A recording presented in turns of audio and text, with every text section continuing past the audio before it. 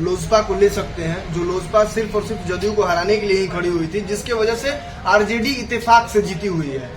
RJD का कोई यहाँ पे धौस नहीं है। इनफैक्ट सासाराम में भी मैं बात करता हूँ कि जो यहाँ के स्थानीय विधायक अभी वर्तमान में हैं, वो इत्तेफाक से ही जीते हुए हैं। तेजस्वी यादव को थोड़ा सा पढ़ने की जरूरत है, वो बेचारे थोड़ा सा रास्ते से भटक गए हैं, थोड़ा सा उनको जानकारी लेने की जरूरत, नहीं तो प्रशांत किशोर के चरण में एक बार गिर जाएं उनको। या फिर भाजपा जैसा नहीं है कि सिर्फ जो अच्छे कार्यकर्ता हैं उनको मौका से हटा दिया गया, पीछे कर दिया गया, जो नए कार्यकर्ता आए कहीं के कार्यकर्ता को उठा के कहीं चुनाव लड़ा दिया गया, ऐसा कोई सिद्धांत नहीं है।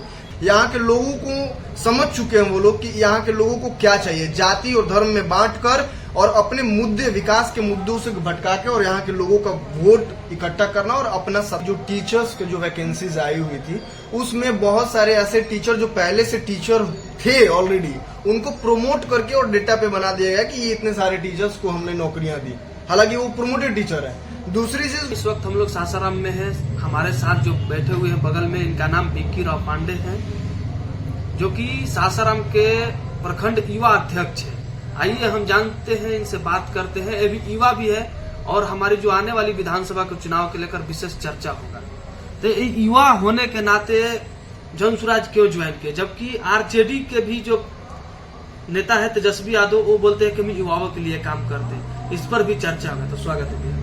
Thank you so much. हम भोजपुरिया जवान के सारे जो चैनल के दर्शक हैं उनको अपनी तरफ से बहुत बहुत शुभकामनाएं और बहुत बहुत धन्यवाद करते हैं। आप हमारे पास आए हैं, इंटरव्यू कर रहे हैं, इसके लिए बहुत बहुत धन्यवाद और दर्शकों को भी शुभकामनाएं। अच्छा, ये बताइए, आप युवा भी हैं, यंग लग रहे हैं, सबसे पहले जनसुराज ही क्यों ज्वाइन किए, जबकि तेजस्वी यादव बोलते हैं कि हम 17 महीना में 5 लाख नौकरी दी, तब जनसुराज की तरफ क्यों देखें? देखिए, जनसुराज ज्वाइन करने के पीछे हम सिर्फ युवा नहीं है, हमारे जैसे लाखों करोड़ों युवा के दिल में जनसुराज धड़क रहा है, प्रशांत किशोर धड़क रहे हैं और वो धड़कन की तरह धड़क रहे हैं, वो ज्वाइन करना चाहते हैं। उनके पीछे कारण ये कि आरजेडी और जदयू या फिर भाजपा, पिछली जितनी सारी पार्टियां पहले की बनी हुई है, युवाओं को सिर्फ मिसयूज किया हुआ है। सिर्फ झंडा लेके जिंदाबाद जिंदाबाद का नारा लगाने के लिए उन लोगों ने रखा है, मिसयूज किया है। अगर युवाओं को कोई बरगलाया है तो इन सारी पार्टियों ने बरगला के रखा है, युवाओं को सिर्फ मिसयूज किया। जो 1200 साढ़े 1200 परिवार सत्ता में पहले से रह चुके हैं, उन्हीं के परिवार बार बार सत्ता में आते हैं, बाकी ये लोग सिर्फ पार्टियों के झंडा ढोने के लिए हैं। युवाओं को कोई नई अपॉर्चुनिटी नहीं मिल रही थी, इसी वजह से यहाँ के जो युवा हैं, बिहार के पूरा युवा मन बना चुके हैं कि हम लोग जनसुराज ज्वाइन करें। कहीं ऐसा तो नहीं कि जैसे कि यादव लोग सोचते हैं कि हमारे जब नेता तेजस्वी यादव है तो हम आरजेडी को वोटिंग करें, SC ST को जो पासवान लोग हैं बोलते हैं हम चिराग पासवान को वोटिंग करेंगे, तो ऐसा तो नहीं कि प्रशांत किशोर जी का भी पंडित है तो आप सोचे कि हम भी पंडित है तो चलिए हम प्रशांत किशोर जी को सपोर्ट करते हैं। ये सर तब होता था जब हमारे पास कोई ऑप्शन नहीं होता था। हमारे पास बिहार में जब प्रशांत किशोर ने नया ऑप्शन लेकर जनसुराज के आए हुए हैं, तब से हमारे यूथ के, चाहे वो किसी भी जाति, किसी भी समुदाय, किसी भी धर्म के युवा हों, वो एक मेंटेलिटी सेट कर चुके हैं कि हमको ऑप्शन लेना है, ऑप्शन में जाना है और सभी जाति धर्म से ऊपर उठ के ऑप्शन को सपोर्ट करके वोट करना है और ऑप्शन में ही पार्टी में, मतलब कि जनसुराज में ही पार्टी का प्रतिनिधित्व करना है, पार्टी का सहयोग करना है और जनसुराज के लिए समर्पित रहना है। अभी आप सासाराम से हैं, रोहतास जिला में 7 विधानसभा आता है, 7 विधानसभा में आरजेडी का ही विधायक है, तो जनसुराज को कैसे यहाँ पर देखते हैं? जनसुराज को क्लियर एंड कट देख रहे हैं हम यहाँ पे, क्योंकि आरजेडी का विधायक यहाँ पे सब इत्तेफाक से बने हुए हैं। आप जदयू के जितने भी पिछले जो जनता दल यूनाइटेड जो पार्टी थी, उसके हार के कारण आप लोजपा को ले सकते हैं, जो लोजपा सिर्फ और सिर्फ जदयू को हराने के लिए ही खड़ी हुई थी, जिसके वजह से आरजेडी इत्तेफाक से जीती हुई है।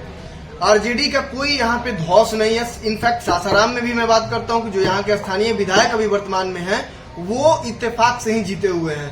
यहाँ पे 2 ही पार्टी अभी तक चल रही थी 90 के बाद, 1990 के बाद, 1990 के बाद भाजपा और आरजेडी, ये 2 पार्टी यहाँ पे अभी सरकार में, एक शायद जदयू के अशोक विधायक जो जीते हुए थे 90 में, गलती से 90 में और 95 में 2 बार जवाही विधायक भाजपा के बने हुए हैं और उसके बाद 2000 में अशोक विधायक फिर आए, फिर 2000 के बाद 2005 और 10 में जवाहर बाबा आए और जवाहर बाबा के फिर 15 में फिर अशोक विधायक आए, तो उसके बाद फिर राजेश गुप्ता भी आए हैं। तो इस वजह से हम लोग देख रहे हैं कि सिर्फ 2 पार्टियों ने पूरे सासाराम विधानसभा को पकड़ के और अपने मुट्ठी में जकड़ के रखा है। यहाँ के लोगों को समझ चुके हैं वो लोग कि यहाँ के लोगों को क्या चाहिए, जाति और धर्म में बांटकर और अपने मुद्दे, विकास के मुद्दों से भटका के और यहाँ के लोगों का वोट इकट्ठा करना और अपना सत्ता अपना राज चलाना है।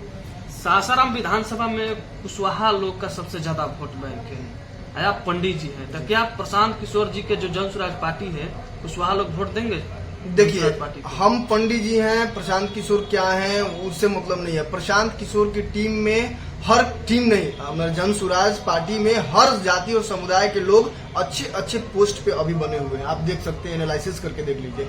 सिर्फ आरजेडी जैसा नहीं कि हमारे परिवारवाद के इशारों पे चल रही है, परिवारवाद के पंथ पे चल रही है, या फिर भाजपा जैसा नहीं है कि सिर्फ जो अच्छे कार्यकर्ता हैं उनको मौका से हटा दिया गया, पीछे कर दिया गया। जो नए कार्यकर्ता आए, कहीं के कार्यकर्ता को उठा के कहीं चुनाव लड़ा दिया गया, ऐसा कोई सिद्धांत नहीं है। जनसुराज का एक ही सिद्धांत है कि ना कोई कुशवाहा है ना कोई पंडित है, हम लोग सिर्फ और सिर्फ जनता है और एक पद पंथ जनसुराज के विचारधारा के साथ जुड़ के हम लोग काम करेंगे। और रही बात यहाँ के कुशवाहा समुदाय का, तो ये बात हकीकत है कि सासाराम में कुशवाहा वोट बैंक जो है वो कहीं न कहीं ज्यादा मायने रखती है। फिर भी हम लोग कोशिश कर रहे हैं कि कुशवाहा के जो अच्छे युवा होंगे, कुशवाहा से जो अच्छे नेता उभर के आएंगे, जो जनप्रतिनिधि होंगे, वो जनसुराज में जुड़ेंगे और जनसुराज से उनको भी लड़ाने का मौका हम लोग दे रहे हैं। अभी झारखंड में इंडिया गठबंधन का सरकार बना, इंडिया नहीं इंडिया गठबंधन के, वहां पर माई बहन योजना के तहत 2500 रुपया दिया जा रहा है।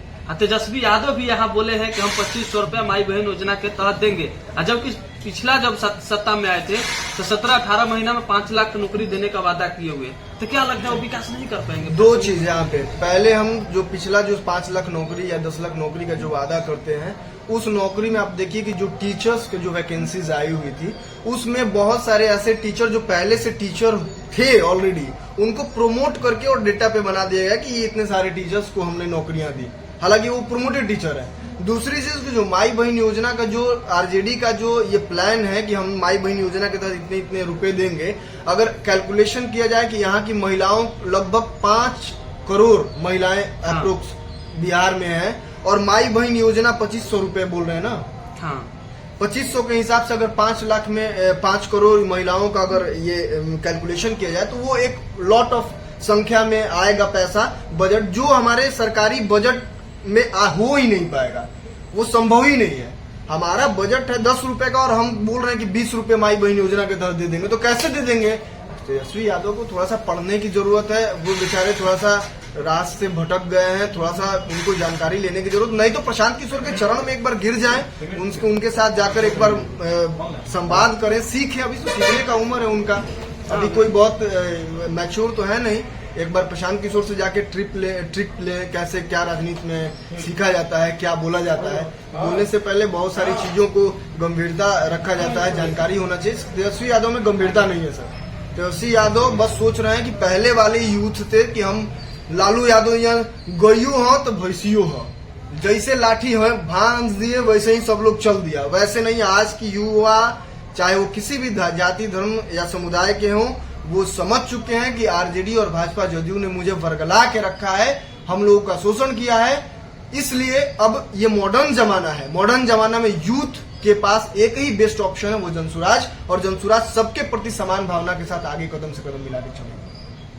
यहाँ पर आरजेडी के विधायक है जो राजेश कुमार गुप्ता जी, जो कि हमको लग रहा है कि 50-60 साल के बाद ही कोई कुशवाहा समाज के बाद ही विधायक बना है, तो समाज के ऊपर क्या इफेक्ट पड़ा है इनका? देखिए, कोई भी समाज के ऊपर इफेक्ट नहीं डाल पाए राजेश कुमार गुप्ता। जैसे यहाँ के लोगों का मानना होता है, हमारे मिसपरसेप्शन है कि हमारे जात के या समुदाय के लोग अगर बनेंगे तो हमारे जात का भलाई करेंगे।